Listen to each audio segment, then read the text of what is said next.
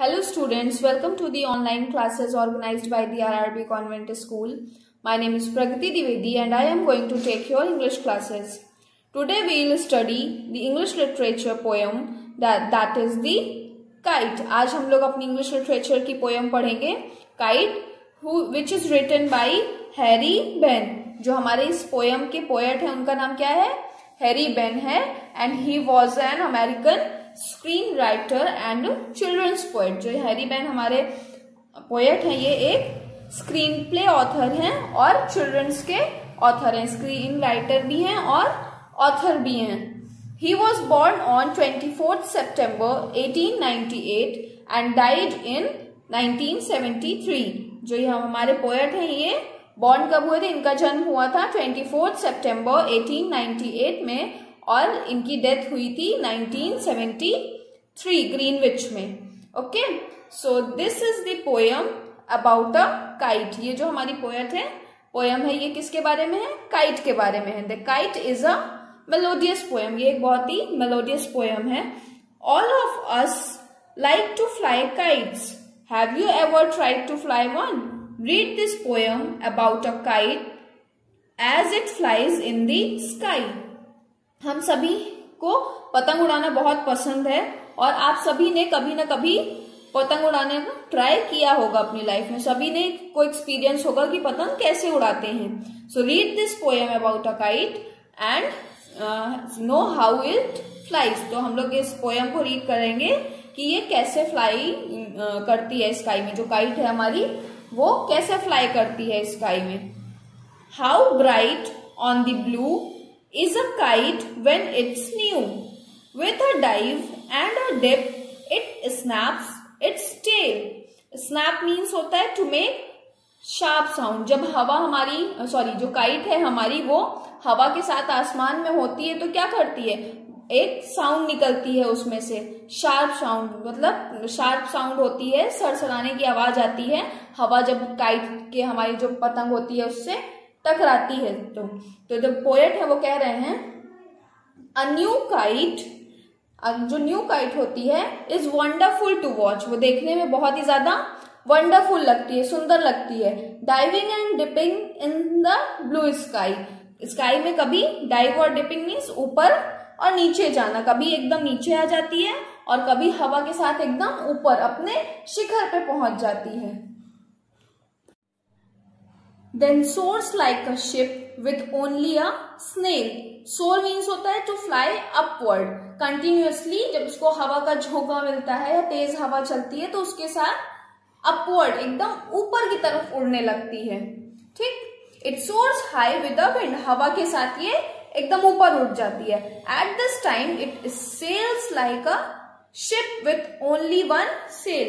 और उस टाइम पे जैसे कि शिप हमारा जहाज एक लहर के साथ में मोशन में अपने बहता जाता है वैसे ही पतंग भी हवा के साथ सेम ऊपर ही ऊपर आगे ही आगे बढ़ती जाती है. As over tides of wind it rides climbs to the crest of a gust and pulls then seems to rest as wind falls. और क्या होता है? It rides on the current of air just as the ship rides on the waves of the ocean. जैसे हमारी जो ship जहाज होते हैं पानी वाले वो ओशन मीन्स हमारे वेव्स, जो हमारा समुद्र है उसकी वेव्स लहरों के साथ जिस तरह वो कंटिन्यूअसली आगे बढ़ते जाते हैं सेम एज वैसे ही हमारी जो काइट है वो भी हवा के साथ कंटिन्यूअसली ऊपर की तरफ बढ़ती जाती है. When the wind falls it seems to rest. और जब हवा क्या होती है? धीमी हो जाती है या हवा बंद हो जाती है तो जो हमारी काइट है वो भी धीरे धीरे नीचे आने लगती है. ऐसा लगता है अपने वो रेस्ट पोजीशन पे आ गई है. When the string which holds the kite goes slack. जो हमारी स्ट्रिंग जिससे जो धागा होती है, जो मांझा जिससे हम पतंग उड़ाते हैं वो क्या होती है? हमारे उसको स्ट्रिंग यहाँ पे बोला गया उसे. तो जब वो क्या करती है? स्लैक. स्लैक मीन्स होता है टू गेट लूज. जब हम उसे ढील देते हैं, जैसे पतंग आप उड़ाते हो तो उसे ढील देते हो ना, तो जब हम उसे ढीला करते हैं तो वो क्या हो जाती है? The master of the kite winds back to the string. तो जो क्या होती है जब जैसे ही हवा का दूसरा झोंका आता है हम थोड़ी सी ढील देते हैं वो फिर पूरे फोर्स के साथ वापस से अपने विंड के साथ ऊपर जाने लगती है. The kite comes back to the earth, और काइट क्या करती है, वापस से अर्थ पे आ जाती है, जब तक कि फिर से एक हवा का झोंका उसे ऊपर ले जाने के लिए नहीं आता है। It is there again in the sky when a new wind blows, filling the wings of the kite with the air again.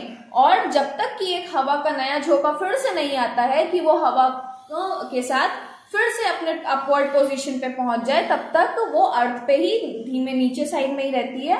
और जैसे ही फिर एक नया झोंका आता है हवा का, फिर एक नया वो आता है हवा का झोंका, तो वो वापस से फिर से ही स्काई के टॉप पे पहुंच जाती है। When a string goes slack, you wind it back. It means कि जैसे ही हम स्ट्रिंग को क्या करते हैं, ढील देते हैं, छोड़ते हैं, वो क्या होती है कि जो हमारी काइट है वो वापस से एयर में अपवर्ड की तरफ जाने लगती है हवा के नया झोंका आते ही। And run until a new breeze blows, और जब तक कि एक नई ब्रीज नहीं आती, एक नया हवा का झोंका नहीं आता है, वो वैसे ही आसमान में उड़ती रहती है। And its wings fill and up it goes, और जितनी ज्यादा इसके विंग्स में हवा भरती है उतनी ही ज्यादा हमारी जो काइट है वो ऊपर की तरफ उड़ती जाती है। मीन्स जितनी इसे हवा मिलती है, जितनी इसे लहर, जैसे पानी के जहाज को जितनी अच्छी लहर मिलती है वो उतनी स्पीड में जाता है, उसी तरह ही उसी से हमारी काइट को भी कंपेयर किया गया है कि जितनी स्पीड में हमारी काइट को हवा मिलती है, हवा का झोंका मिलता है, ढील मिलती है, स्लैक मिलती है, उसी स्पीड से वो अपवर्ड अपने शिखर पे पहुंचती रहती है। How bright on the blue is a kite when it's new.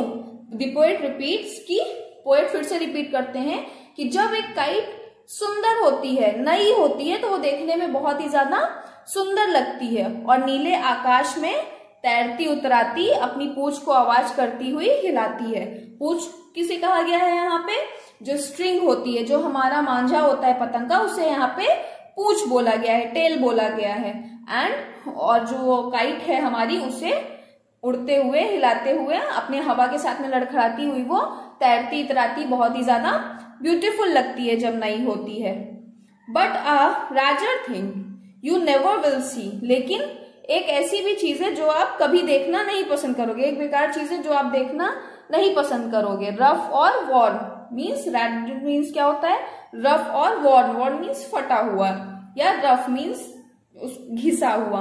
When it flaps on a string in the top of a tree, however when the string of the kite is caught in a tree, अगर जो हमारी string है kite की, मांझा है, वो कहीं पे फंस जाता है, the kite flaps, तो जो पतंग होती है वो क्या होती है, कट जाती है, या उसका धागा क्या होता है, टूट जाता है। it soon turns into a very torn and dirty thing, और अभी मैंने यहाँ पे बताया ना, राजर मीन्स क्या होता है, torn और dirty या रफ। तो क्या होता है कि जो हमारी काइट होती है वो एक डर्टी थिंग में कन्वर्ट हो जाती है, मतलब उसकी जो सारी जितनी भी ब्यूटी होती है वो सब क्या होती है, बेकार हो जाती है जैसे ही काइट हमारी फट जाती है। So this was the poem which poet has explained to us about the kite. तो ये पोएम थी जो पोएट ने हमें काइट के थ्रू एक्सप्लेन करना चाहा था, काइट की ब्यूटी को, कि एक नई पतंग देखने में कितनी ज्यादा ब्यूटीफुल लगती है। जब वो नीले आसमान में तैरती उतराती है, अपनी पूंछ के साथ आवाज करती हुए चलती है, तो वो बहुत ही ज्यादा ब्यूटीफुल लगती है, हवा के साथ ही ऊपर उठती है, और तब ऐसा लगता है कि वो पानी वाले जहाज की तरह ही वो भी अपना मोशन कर रही है, वो भी तैर रही है, या हवा के बहाव को ऐसे तैरती है जैसे कोई समुद्र का जहाज लहरों पे तैरता है। लेकिन जब यही हवा नहीं चलती है तो काइट हमारी क्या करती है, रेस्ट करती है, वो आसमान में ऐसे ही लहराती रहती है। और जब पतंग की डोर ढीली पड़ जाती है तो पतंग का मालिक क्या करता है, मान लीजिए हम अभी काइट आप उड़ा रहे हो, जो काइट उड़ाते हैं उन्हें एक्सपीरियंस होगा कि काइट को क्या करनी रहती है, सिर्फ कंटिन्यूअसली आपको पकड़ के स्ट्रिंग को फ्लाई नहीं करना होता है काइट को, उसकी भी टेक्निक होती है, उसको ढील देनी पड़ती है, उसको लपेटना पड़ता है, जिससे कि हमारी जो काइट है वो अच्छे से फ्लाई करे। जिस तरह की हमारी विंड होती है, जिस तरफ की विंड होती है उस डायरेक्शन में हम लोग काइट को फैलाते हैं, उड़ाते हैं। तो क्या होता है, जो पतंग की होती है उसे हम लोग वापस से लपेटते हैं तो पतंग हमारी वापस जमीन पे आ जाती है, और फिर जैसे ही नई हवा चलती है तो पतंग फिर से आसमान में, आकाश में दिखाई देती है। लेकिन जब पतंग की डोर क्या होती है, किसी पेड़ से उलझ जाती है या कहीं पे फंस जाती है, तो उसकी वजह से क्या होता है, पतंग हमारी फड़फड़ाती है, अटक जाती है, फट जाती है, फट के टूट जाती है, तो फिर वो एक गंदी चीज में चेंज हो जाती है। वो देखने में क्या लगती है, बहुत ही ज्यादा डर्टी लगती है। हमें क्या करना चाहिए, क्योंकि ये एक ब्यूटीफुल चीज है, काइट को देखना एक प्लेजर है, कितना सुंदर लगता है, हमारा पूरा आसमान कलरफुल काइट से भरा हुआ होता है। वी मे ट्राई कि हम लोग ऐसी जगह पे काइट, मतलब कि काइट खुले आसमान में उड़ाएं, ना कि कहीं पे ऐसी जगह पे कि जहां पे कट के या तो फिर हमारा कहीं पे से उलझ के फंस के हमारी जो स्ट्रिंग है वो टूट जाए और हमारी काइट जो है वो फट हो जाए, उसकी ब्यूटी क्या हो जाए, बर्बाद हो जाए। तो हमें ऐसे काम नहीं करने चाहिए। So this was the poem. The poet has explained to us about the kite, कि काइट की ब्यूटी को उसने डिफाइन किया है इस पोएम में। I hope that you all have learn this poem and understood what poet wants to tell you. I think कि आपको ये सारी पोएम समझ में आ गई होगी और पोएट ने इसमें क्या क्या डिफाइन किया है, वो काइट की ब्यूटी को किस तरह से डिफाइन किए हैं, वो आपको समझ में आया होगा। And I think that when ever you fly the kite, जब भी आप काइट फ्लाई करोगे तो आप भी इन सब चीजों को फील करोगे। So that's all for today all of you. We'll meet in our next lecture. Thank you all of you.